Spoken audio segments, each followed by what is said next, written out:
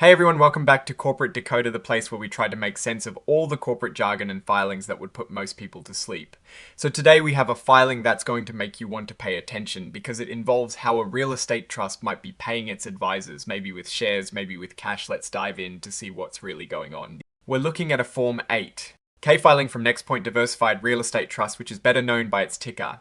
NXDT, this filing is all about a change to their advisory agreement. And trust me, understanding how companies pay their advisors can tell you a lot about their financial health and their strategic direction. It's like a peek behind the curtain of how decisions are made and who's benefiting. So on the 19th of September of 2025, NexPoint Diversified Real Estate Trust, the company, and NexPoint Real Estate Advisors, the advisor, they signed an amendment to a previous agreement that has been updated a few times already.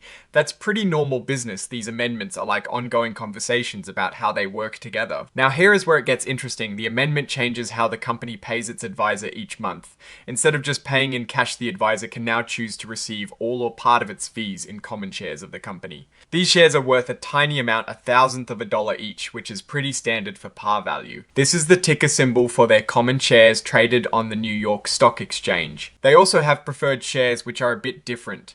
They pay a fixed dividend of 5.50% and have a preference when it comes to getting their money back if the company were ever to wind down or sell its assets. The key change here is flexibility for the advisor. They can now opt to be paid in stock instead of cash, with a catch. There is a cap on this. They cannot issue more than 6 million common shares to the advisor. Under this agreement, no matter what, this is an important limit to prevent the advisor from taking too much of the company's equity. The filing also mentions that the advisor can defer payment of fees and expenses, and when they do defer, no interest will be charged on those amounts. That's a nice little perk. For the advisor, it means if they don't need the cash right away, they don't have to pay any extra for holding onto it. This amendment was reviewed and approved by the company's audit committee. This is a really good sign. It means they are following their own internal rules for dealing with related parties, which is important for good corporate governance. The audit committee is designed to provide independent oversight. This entire change is detailed in what they call the Fourth Amendment to the Advisory Agreement, which is being filed as an exhibit with this report. Thinking about this payment in shares option, it shows a couple of things. Firstly, it might mean the company is trying to conserve its cash, which can happen when a real estate trust is investing heavily or facing tighter liquidity. Secondly, it signals that the advisor believes in the company's future prospects if they are willing to take payment in shares. They likely expect those shares to increase in value. It's a way for the advisor to align their interests even more closely with the shareholders. If the company does well, the advisor benefits from both its fees and the stock appreciation. However, it also means if the stock price tanks, the advisor gets paid in stock that is worth less. The actual document detailing this amendment is filed as Exhibit 10.1. This is where all the nitty-gritty legal language is found. The filing is signed by Paul Richards, who is the Chief Financial Officer and holds a few other important finance titles. It's standard practice for the CFO to sign off on these financial reports. Now let's put this into the larger context. NexPoint Diversified Real Estate Trust invests in a variety of real estate properties. By allowing their advisor to take payment in stock, they are essentially saying we believe in our asset value and future earnings. This could be a strategic move to keep cash available for property acquisitions or development.